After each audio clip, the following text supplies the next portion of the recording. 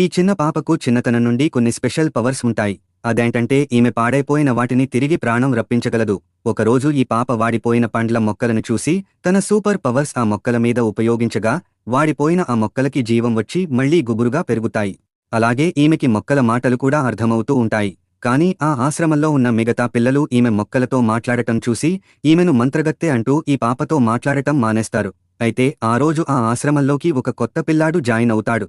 వెంటనే ఈ పాప అతడిని పరిచయం చేసుకోవడానికి వెడుతుంది.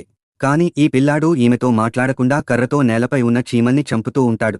అయితే చీమలు కాపాడండి అంటూ ఏడుస్తూ ఉండటం ఈ పాపకి వినపడుతుంది. దీనితో ఈ పాప ఇతడితో చీమలను చంపవద్దని అంటుంది. అయినా ఈ పిల్లాడు పాప మాటలు పట్టించుకోకుండా చీమలను చంపుతూనే ఉంటాడు. దీనితో ఈ పాపకి కోపం వచ్చి ఈ పిల్లాడిని కొట్టడానికి దగ్గరికి వస్తుంది. అదే సమయంలో కొందరు బాడీగార్డ్లు పరిగెత్తుకుంటూ వచ్చి ఈ పిల్లాడి వెనకాల సెక్యూరిటీగా నిలబడతారు. దీంతో ఈ పాపకు భయమేసి అక్కడ నుండి పారిపోతుంది. ఒకరోజు ఈ పాప తమ ఆశ్రమంలోని హాస్పిటల్కి వెళ్లగా ఈమెకి అక్కడ ఎవరో ఏడుస్తున్నట్టు వినపడుతుంది. అప్పుడు ఈ పాప ఏడుపు వస్తున్న వైపు వెళ్లగా ఆ ధనిక పిల్లాడు తన కుక్క పిల్లకి గాయమైందని ఏడుస్తూ ఉంటాడు. అప్పుడు ఈ పాప అతడి దగ్గరికి వెళ్లి నేను దీనికి నయం చేస్తానని చెప్పి తన మ్యాజికల్ పవర్స్ ఉపయోగించి ఆ కుక్కకి అయిన గాయాలను పూర్తిగా నయం చేస్తుంది. దీనితో ఈ పిల్లాడికి ఈమె మీద కోపం పోయి వీళ్ళిద్దరూ అప్పటినుండి స్నేహితులుగా మారతారు. అయితే ఒకరోజు ఈ పిల్లాడిని కొందరు ఆకతాయి పిల్లలు కింద పడేసి ఇతడికి కాళ్లు పనిచేయట్లేదని హేళన చేస్తూ ఉంటారు. ఇంతలో ఈ పాప అక్కడికి వచ్చి అల్లరి పిల్లల బారి నుండి ఈ పిల్లాడిని కాపాడుతుంది. అలాగే ఇతడిని డైవర్ట్ చేయడానికి నీకున్న కోరికలు ఏమిటో చెప్పు అని అడుగుతుంది. కాని ఈ పిల్లాడు నేను నా కాళ్ల మీద లేచి తిరగాలి, ఇంతకన్నా నాకు ఎలాంటి కోరికలు లేవని చెప్తాడు. అప్పుడు ఈ పాప సరే నీకు నేను సహాయం చేస్తానంటూ తన 2 చేతులతో ఈ పిల్లాడి కాళ్లను పట్టుకుని తన హీలింగ్ పవర్స్ ఉపయోగించి ఇతడిని కాళ్లు తిరిగి వచ్చేలా చేస్తుంది. కానీ తన శక్తినంతా ఉపయోగించడం వలన ఈమె నీరసించి పడిపోతూ ఉంటుంది.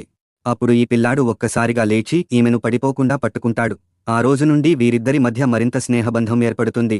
అయితే ఈ పిల్లాడు తనకి కాళ్లు తిరిగి రప్పించినందుకు తన మెడలో ఉన్న కోట్ల విలువ చేసే బుద్ధ హారాన్ని తీసి ఈ పాపకి బహుమతిగా ఇస్తాడు.